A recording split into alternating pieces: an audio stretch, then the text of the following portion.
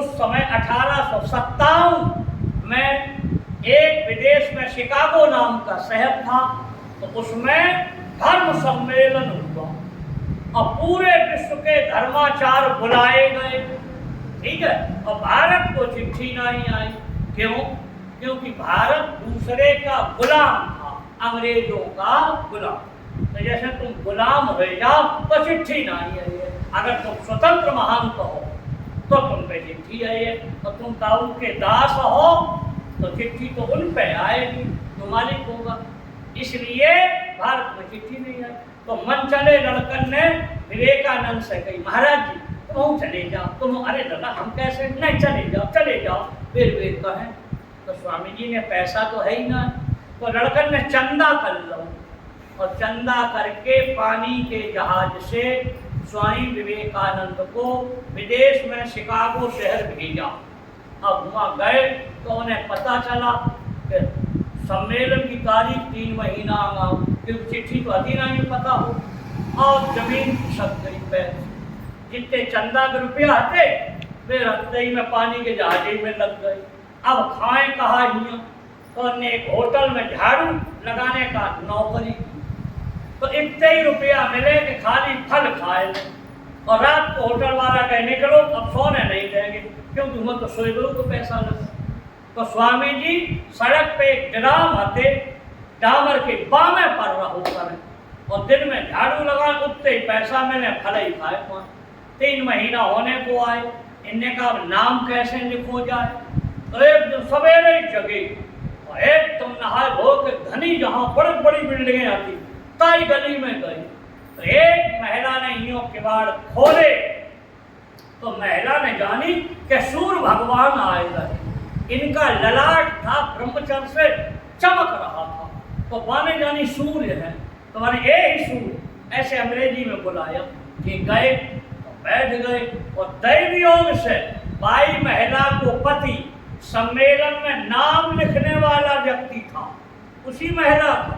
तो देखो स्वामी जी ने कहा मेरे ब्रह्मचर्य ने और वहीं पहुंचाए। तो जो वो आदमी आओ जो चिताओ फट नीचे गिरो, तो आने के तुम्हारा नाम लिखाएंगे। ले गया, सबने कहा नहीं कि इंडिया के हैं, भारत इनका नाम नहीं। बोले देखो सामने, जो सामने देखे खट नीचे झुक जाए।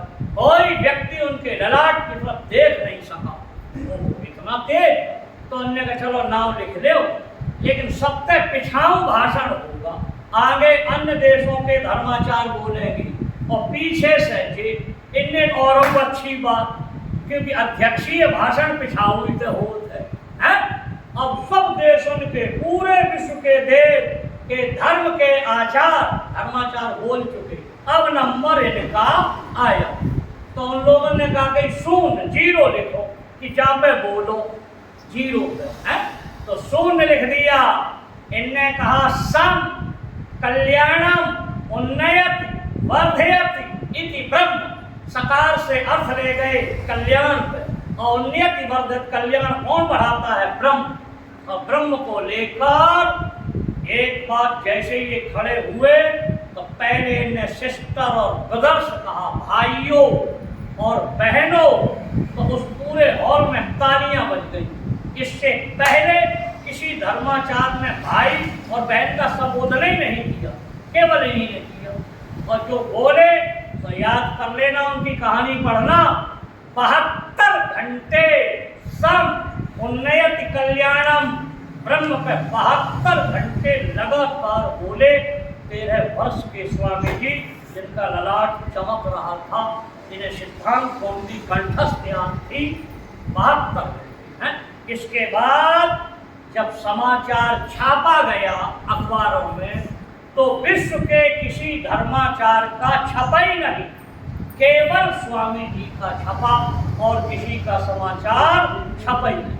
तो वहाँ के गवर्नर ने आके प्रणाम किया और क्या कहा कि महाराज 3 महीना तुम अपने ढंग से रहे, अब 3 महीना सरकारी खर्चे से यहाँ रहोगे, यहाँ की सरकार तुम्हें सारा खर्च देगी। तो 3 महीना सरकारी खर्चे से एक क्लास से रहे हैं। ऐसा कोई चर्च, ऐसा कोई गिरजाघर नहीं हुआ जिसमें उन्होंने भाषण न दिया हो। और जब चले तो वहाँ के गवर्नर ने जहाज में बिठाला और भारत वर्ष के अंग्रेज गवर्नर से कहा कि जब ये पानी के जहाज से केरल में उतरे तो सुन ले, धरती पे पैर मत रखने देना, तुम पालकी लेके गवर्नर आना और पालकी में इन्हें बिठालना और इन्हें कंधा लगा देना और कंधा पालकी में लेके चलियो, और जब ये कहें हमें उतारो तो जहाँ उतारे तहाँ सरकारी खर्चे से इनका आश्रम बनवा देना। याद करो, स्वामी जी जहाज पानी में बैठ के आए और जहाज से थोड़ा पानी आगे इधर बीच में टापू था, स्वामी जी ने कहा हे उतारो, तो गवर्नर पालकी लेके लगा और पालकी में बिठाल के कंधा पे और इस टापू को उतारो। उसी टापू पे उतारा।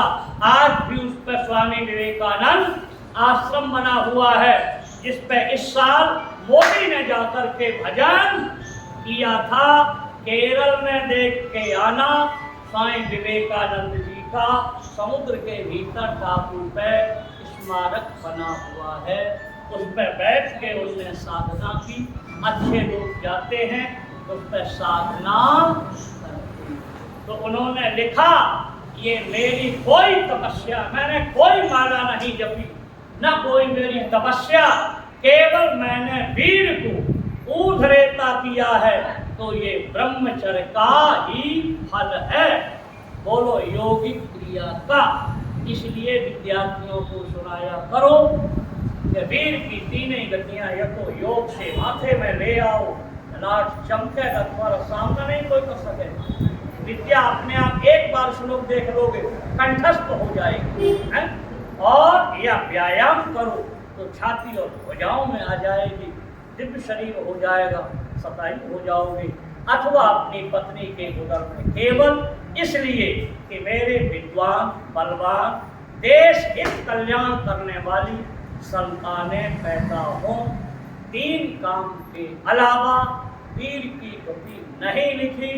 अगर जो करता है वैश्यावृत्ति आज, तो वहाँ कलयुग का अपराधी होकर आत्महत्यारा हो जाता है।